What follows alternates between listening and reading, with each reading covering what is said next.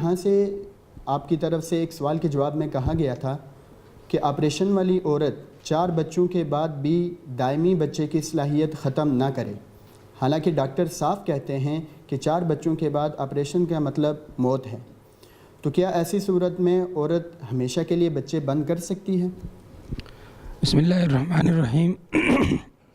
دیکھیے جی، مستقل طور پر بچوں کی صلاحیت کو ختم کر دینا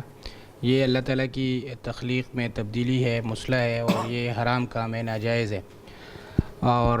جہاں تک انہوں نے یہ بات کی کہ ایسی صورت میں ڈاکٹروں کے کہنے کے مطابق جب کہ پہلے 4 آپریشن ہو چکے ہوں تو موت یقینی ہوتی ہے، تو ہمارے خیال میں، ہماری معلومات کے مطابق یہ مبالغہ ہے،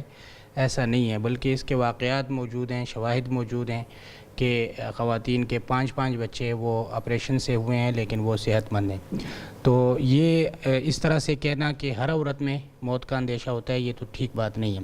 البتہ اگر واقعتاً ایسا ہو تو یہ بات اپنی جگہ اصولی طور پر درست ہے کہ اگر واقعتاً موت کا اندیشہ ہو یقینی طور پر یا غالب گمان ہو اور کوئی ماہر دیانتدار ڈاکٹر کہے تو اس صورت میں شرعی حکم میں تبدیلی آ سکتی ہے۔